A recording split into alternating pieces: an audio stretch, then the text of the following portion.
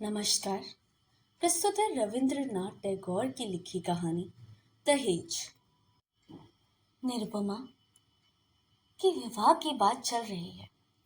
निरुपमा के पिता रामसुंदर मित्र ने बड़ी खोज की, लेकिन मनपसंद वैसी भी वर नहीं मिला। अंत में एक बड़े राय बहादुर के घर के इकलौता लड़का जो खोज निकाला गया। उक्त राय बहादुर के पैतृक जमीन जायदाद बहुत कम रह गई है, पर घर तो खानदानी ही था। वर पक्ष ने दहेज में 10,000 की रकम मांगी और अनेक प्रकार की दान दक्षिणा की भी मांग की। रामसुंदर ने बिना सोचे विचारे ही राजी हो गए। ऐसे पात्र को कैसे छोड़ा जा सकता है? कैसे भी रुपयों की व्यवस्था नहीं हो पा रही है। उन्होंने गिरवी रखकर बेचकर बहुत कोशिशें की, लेकिन उसके बावजूद भी 6-7 हजार रुपए बाकी रह गए। इधर विवाह का दिन नजदीक आता गया। आखिरकार विवाह का दिन आ ही गया। एक आदमी अधिक ब्याज पर बाकी रुपए उधार देने को तैयार हो गया, लेकिन ऐन मौके पर वह भी गैर हाजिर रहा। विवाह मंडप में भारी हलचल मच गई।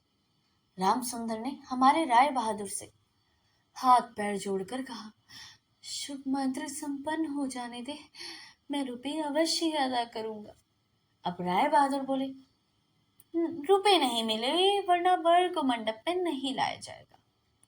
इस दुर्घटना के कारण अंतःपुर में रोना धोना मच गया।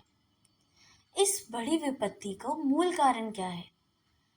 वह विवाह का लालच, चोली साड़ी पहने, गहना पहने, माथे पर चंदन चुपड़े पहने बैठी हुई थी। भावी ससुर कुल के प्रति उसमें भारी भक्ति और अनुराग उत्पन्न हो, ऐसा नहीं कह सकते। इस बीच एक दुविधा हो गई। सहसा ही वर अपने पितृदेव के प्रति बेअदब हो गया। पिता से कहा, खरीद फरोख्त मोल भाव की बात मैं नहीं समझता। विवाह करने आया हूं, विवाह करके ही लौटूंगा। पिता ने जिस किसी को सामने पाया दसी से बोले, देख रहे हो ना आजकल के लड़कों का आचरण। एक बुजुर्ग लोग थे, उन्होंने कहा, शास्त्र शिक्षा नीति शिक्षा तो बिल्कुल रही ही नहीं। इसी से तो ऐसा है। वर्तमान शिक्षा का विषम फल अपनी संतान के प्रत्यक्ष देख राय बहादुर हस्तोत्साहित होकर बैठ गए। विवाह किसी तरह विषण निरादन भाव से संपन्न हुआ। ससुराल जाते समय निरुपमा के हृदय को लगातार पिता आंसू नहीं रोक सके। नीरू ने पूछा, बापूजी, क्या ये लोग मुझे फिर कभी आने नहीं देंगे? रामसुंदर ने उत्तर दिया, क्यों नहीं आने देंगे बेटी, मैं तुम्हें लेवा आऊंगा। अक्सर ही रामसुंदर लड़की से मिलने चले आया करते, पर समधियों ने उनकी कोई प्रतिष्ठा नहीं रही। यहाँ तक कि नौकर चाकर तक उन्हें नीची निगाह से देखते। अंतःपुर के बाहर अकेले कमरे में किसी दिन 5 मिनट के लिए बिटिया से मिल पाते, तो किसी दिन मिल तक नहीं पाते। समधियाने में इस तरह का अपमान तो सहा नहीं जाता। रामसुंदर ने निश्चय किया, जैसे भी हो रुपया तो चुकाना पड़ेगा। लेकिन कर्ज का इतना बोझ कभी कंधे पर था, वही संभालेंगे नहीं। संभल रहा था। खर्च में बेहद कटौती करनी पड़ी। कर्जदार की आंख से बचने के लिए हमेशा कई तरह के हीन कौशल अपनाने पड़ते हैं। उधर ससुराल वालों में उठते बैठते कन्या को उल्हाने मिलते। पिता के घर की निंदा सुनकर कमरे का दरवाजा बंद कर आंसू बहाना उसका नित्य कर्म बन गया। विशेष रूप से सास का आक्रोश किसी भी तरह कम नहीं होता। यदि कोई कहता, वाह कैसा रूप है, बहू का मुख देखकर आंखें जैसे शीतल हो गई। सास गरज उठती, हाँ हाँ बड़ी रूपवती है, जैसे घर की बेटी वैसा ही रूप रंग। यहाँ तक कि बहू के खाने पहनने तक की कोई परवाह नहीं करता। यदि कोई दयालु पड़ोसी किसी प्रकार की कोई कमी बताता तो सास उत्तर देती, इतना ही बहुत है, यानी कि बाप ने पूरे दाम दिए होते तो बेटी की भी पूरी सार संभाली होती। सभी ऐसा भाव प्रदर्शित करते जैसे बहू को इस घर में कोई अधिकार ही नहीं, वह धोखा देकर घुस आई हो। शायद कन्या के अनादर अपमान की ये सारी बातें कानों कान अंतः में राम सुंदर तक पहुंची होगी। वे घर बार बेचने का प्रयत्न करने लगे, लेकिन लड़कों को बेघर करने जा रहे हैं, यह बात उनसे छिपाई रखी। उन्होंने निश्चय किया कि घर बेचकर फिर उसी घर के किराए पर ले लेंगे। ऐसे कौशल से चलेंगे कि उनके मरते दम तक यह बात लड़के जान ही नहीं पाएंगे। लेकिन लड़के जान गए। सब आकर रोने चिल्लाने लगे, खासकर बड़ी तीनों शादीशुदा लड़के, जिनमें से किसी किसी की संतानें भी हैं। उनकी असहमति बड़ी संपूर्ण महत्वपूर्ण थी। घर की बिक्री स्थगित रही। जब राम सुंदर इधर उधर भारी ब्याज पर थोड़े थोड़े रुपए उधार लेने लगे, उनका नतीजा यह हुआ कि गृहस्थी का खर्चा चलाना मुश्किल हो गया। नीरू पिता का मुख देखकर सब कुछ समझ गई।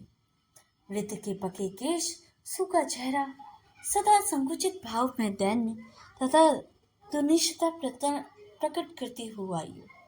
कन्या के आगे जब पिता अपराधी है, तब वह अपराध अनुतानाप क्या छिप सकता है। जब समधियाने की अनुमति से क्षण भर के लिए कन्या ने साक्षात्कार होता, तब पिता की छाती कैसे फट रही होती, यह उनकी आंखें देखकर ही अनुमान हो जाता है। नीरू उस व्यवस्थित पितृ हृदय की सांत्वना देने कुछ दिनों के लिए मायके जाने को अत्यंत अधीर हो उठी। यह पिता का म्लान मुख देख अब दूर नहीं रह सकती थी। एक दिन राम सुंदर से बोली, बापूजी, मुझे एक बार घर ले चलो। राम सुंदर ने कहा, अच्छा, किंतु उनका कोई जोर नहीं ना। अपनी पुत्री पर पिता का जो स्वाभाविक अधिकार होता है, वह जैसे दहेज के रुपयों के बदले गिरवी रख दिया गया हो। यहाँ तक कि अत्यंत संकोच के साथ पुत्री से मुलाकात की भीख मांगनी होती, और उसमें कभी कभी निराश होने पर भी वह दूसरी बार कुछ कहने का मुख ही नहीं रहता। किंतु पुत्र के स्वयं मायके आने जाने पर पिता ने उससे ना लाकर कैसे रह सकता है। इसलिए संधि के पास इस आशय की अर्जी पेश करने के लिए राम सुंदर ने कितनी दीनता, कितने अपमान, कितने नुकसान सहकर जो 3,000 रुपये संग्रह किए, उस इतिहास का गोपनीय रहना ही भला है। वे कुछ नोटों का रुमाल में लपेट चादर में बांधकर समधी के निकट जा बैठे। पहले हंसते हुए मोहल्ले की चर्चा छेड़ी। हरे कृष्ण के घर में बड़ी भारी चोरी हो गई, उसका अधोपतांत विवरण कह सुनाया।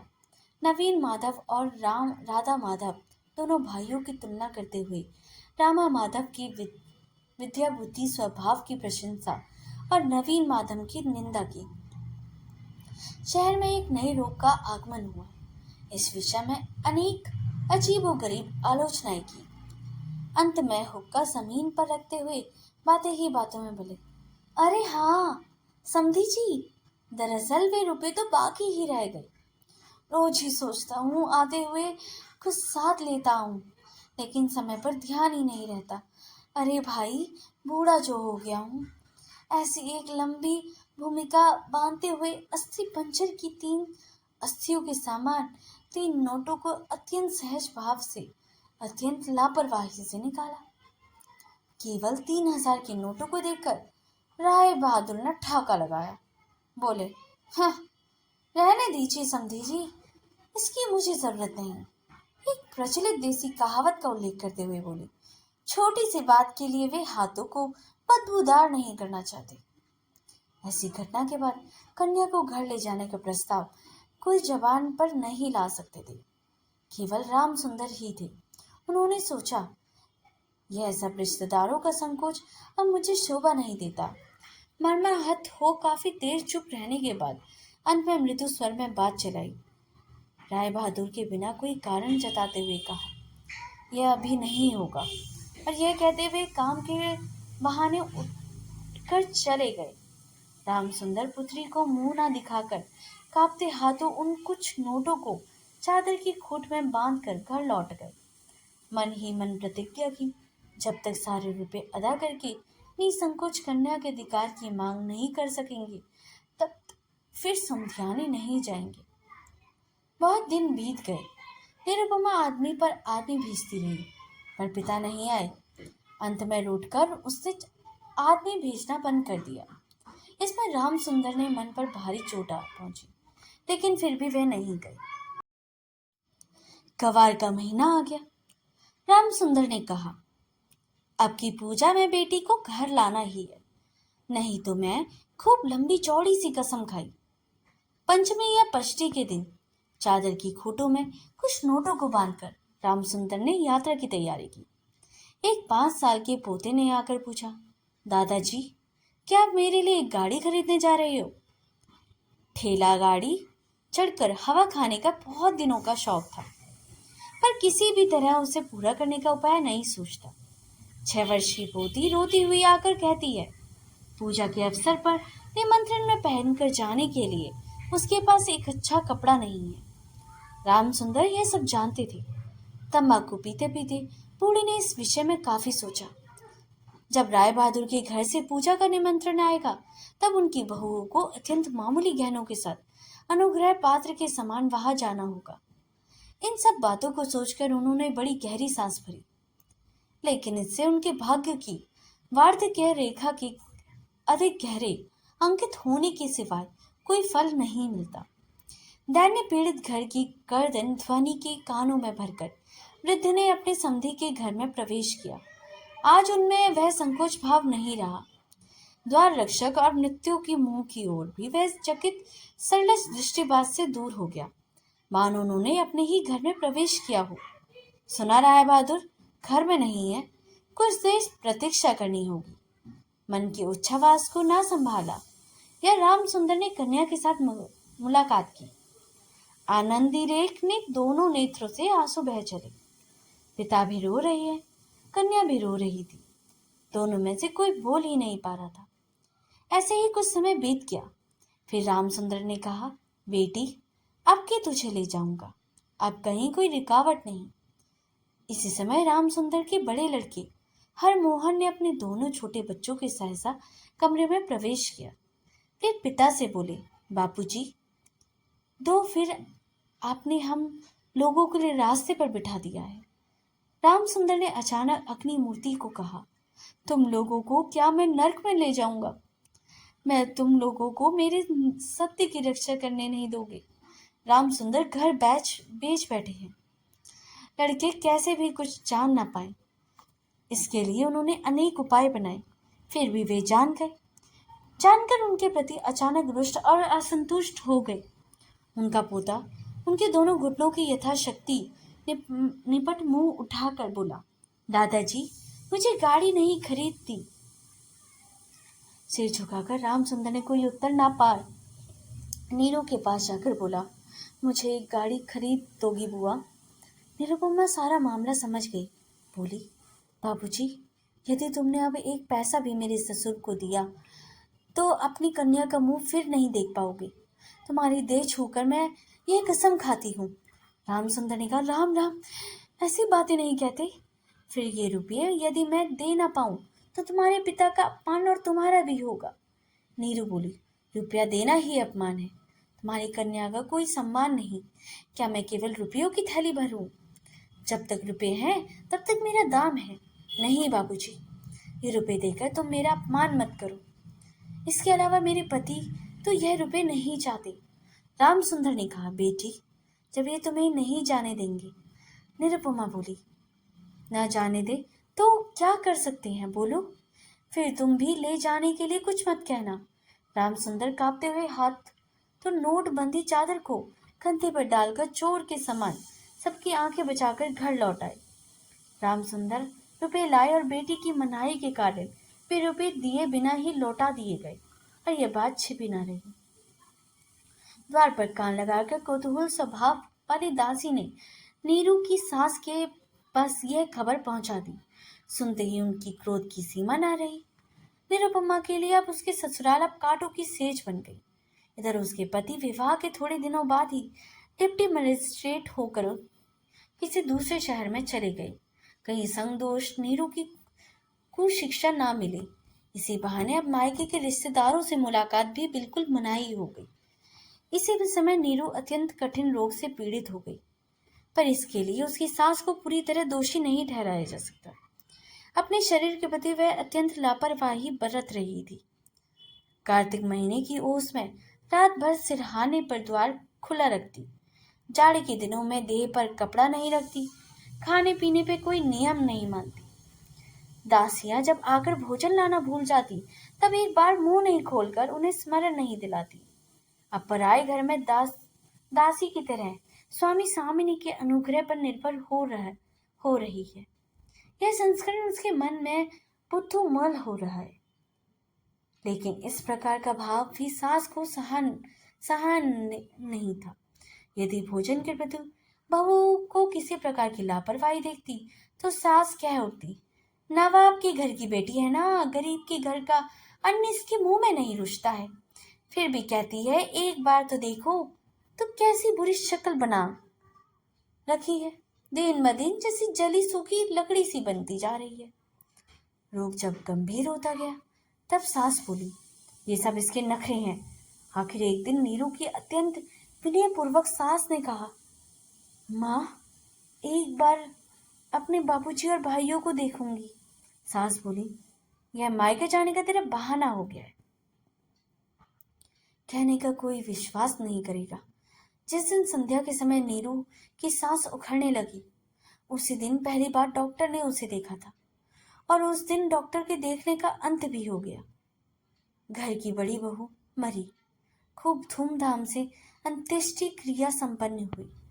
जिले में प्रतिमा विसर्जन समारोह के बारे में राय चौधरियों की पूरी जैसी बड़ी लोक प्रसिद्धि है।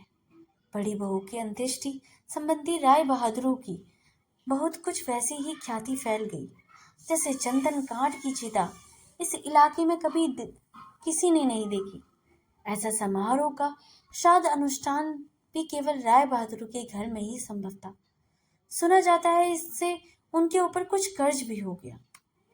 राम सुंदर को सांत्वना देते हुए उनकी बेटी की कैसी महा समारोह के बीच मृत्यु हुई, सभी ने उनका बड़ा विस्तृत वर्णन किया। इधर डिप्टी मजिस्ट्रेट का पत्र पहुंचा। मैंने यहाँ सारा बंदोबस्त कर लिया, इसलिए मेरी पत्नी का फौरन यहाँ भेज दी।